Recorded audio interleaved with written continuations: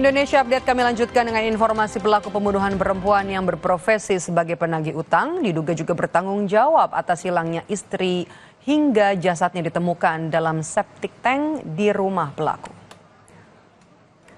Korban Almaidah merupakan ibu rumah tangga yang sebelumnya tinggal di perumahan Kampung Serang Baru, Kecamatan Serang Baru, Kabupaten Bekasi. Anak korban, Edi Rianto, kini pasrah menunggu hasil identifikasi dari polisi pasca adanya temuan jasad di tangki septik rumah pelaku yang pernah menikahi ibunya 4 tahun silam.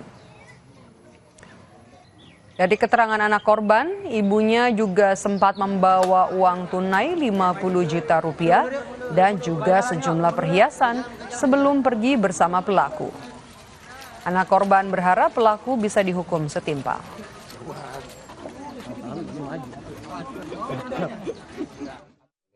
Ya, hukum mati sih. Hukum seberat-beratnya sesuai apa yang dilakukan ya. Karena kan sudah bunuh 2 nyawa, apalagi sama ibu saya sendiri.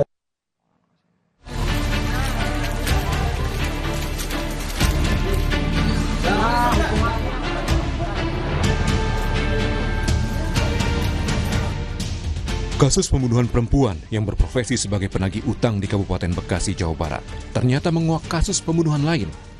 Saat diperiksa polisi, pelaku mengaku membunuh perempuan yang sempat ia nikahi pada tahun 2022. Polisi pun kembali ke rumah pelaku dan membongkar septic tank yang digunakan pelaku sebagai tempat menyembunyikan jasad korban. Pertama tentang pinjam-meminjam, yang korban juga meninggal. Peristiwa yang kedua berkaitan dengan dugaan asmara karena si tersangka ini merasa istrinya ini telah berselingkuh dengan orang lain yang mengakibatkan si suami katakanlah gelap mata melakukan kegiatan pembunuhan ini. Tapi sementara kita masih dalami apakah ada motif yang lain berkaitan dengan kekayaan atau apa. Sementara kita dalami motifnya. Hasil pemeriksaan terhadap tersangka dilakukan sendiri tahun 2022 maupun tahun 2025. Pada kasus pertama dari penyelidikan polisi, pelaku menghilangkan nyawa seorang perempuan yang berprofesi sebagai penagih utang. Dari pemeriksaan para saksi, korban diketahui menagih utang ke rumah pelaku Senin 3 Februari, sekitar pukul 3 sore. Namun saat ditagih, pelaku menyebut tak mampu membayar karena belum memiliki uang. Korban yang datang seorang diri nekat menunggu di depan rumah, menuntut pelaku untuk segera bayar utang yang sudah menunggak selama 1 bulan. Merasa terdesak lantaran terus ditagih utang, pelaku nekat membunuh korban. Untuk menghilangkan jejak, pelaku membawa sepeda motor korban dan memarkirkannya di tempat penitipan motor. Sedangkan jasad korban disembunyikan di dalam kamar dan ditutupi dengan kasur. Sementara kasus kedua justru terungkap setelah anak korban melapor ke RT mencari ibunya yang sempat menikah dengan pelaku di tahun 2022. Anak korban mengaku kehilangan kontak dengan ibunya dan hanya mendapat dalih dari pelaku bahwa sang ibu telah pindah ke kota lain. Pelaku ini kerja di Karawang, anaknya pun begitu. Kita kesini pun ya kesini tidak dibukakan pintu. Diusir kamu sama Iya. Sama siapa diusir? Istrinya. Sama istri. Dikasih. Cuman komunikasinya terakhir bilangnya jangan nyari karena lagi jauh, gitu aja. Bilangnya gitu. Sama siapa tuh kontaknya waktu mau cari itu? Sama ibu sama Chatnya ibu saya, nomor ibu saya. Cuman saya kontak, saya telepon tidak diangkat, malah dimatiin HP-nya itu, saya tahu. Polisi kini membawa jenazah yang ditemukan dalam septic tank di rumah pelaku untuk proses identifikasi. Apakah korban pembunuhan merupakan mantan istri pelaku yang dicari-cari oleh anaknya selama 2 tahun. Tim Liputan, Kompas TV.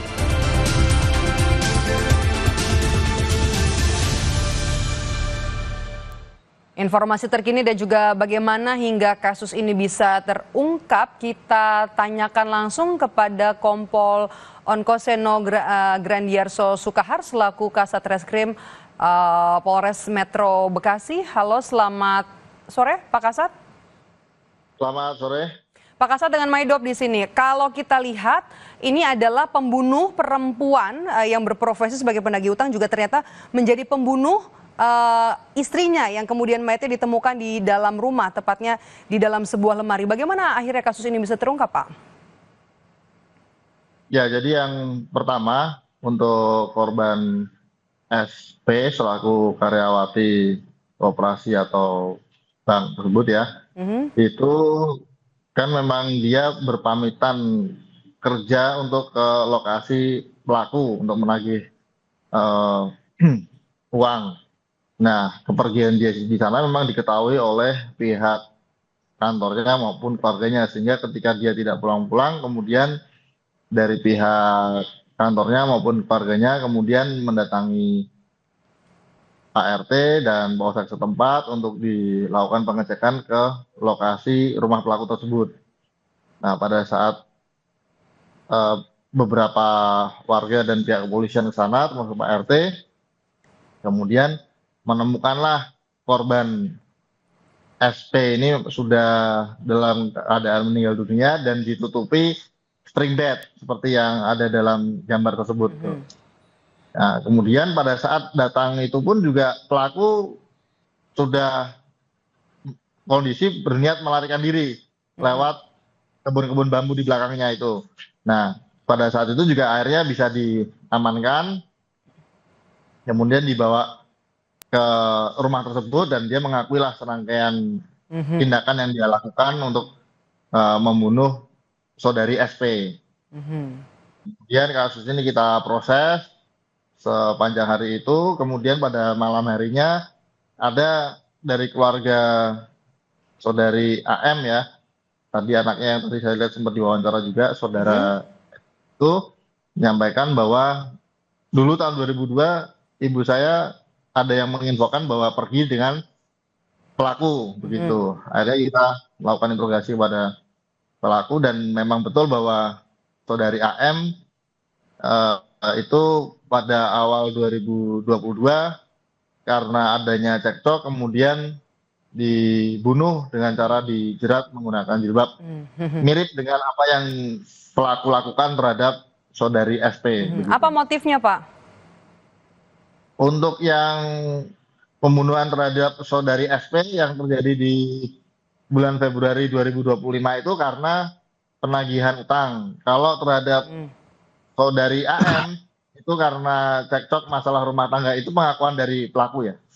Tapi kan anak pelaku bilang sebelum pergi dengan anak korban, maksud saya sebelum pergi dengan tersangka membawa uang dan juga sejumlah perhiasan. Ini juga sudah dikonfirmasi? Ya, baik. Jadi untuk itu, untuk terkait dengan uang dan juga ada informasi motor juga ya, motor daripada korban saudari AM bahwa itu masih dalam tahap pengembangan dan pendalaman kami. Ya. Oke, masih pendalaman ya. Oke, siapa saja Pak saksi yang sudah diperiksa dalam ini? Ada 2 kasus pembunuhan berarti ya Pak? Ya, betul. Dari 2 kasus pembunuhan ini ada 7 saksi yang kita periksa, 4 untuk kasus yang di saudari SP dan 3 untuk kasus di saudari AM. Oke, terakhir Pak, apakah ada kemungkinan korban lain? Ini masih dalam pendalaman kami, tapi sejauh ini 2 ini yang kami sudah lakukan penyidikan. Baik, terima kasih Kasat Reskrim Polres Metro Bekasi sudah bergabung bersama kami. Sehat selalu Pak. Terima kasih, selamat sore. Usai jeda saudara, kami kembali dengan sosok Rusdi Effendi yang mengungkap alasannya memarahi Menteri Bahlil soal LPG 3 kg. Ternyata Rusdi mengaku tidak tega melihat ibu hamil dan juga warga lansia yang kesulitan mendapatkan LPG subsidi.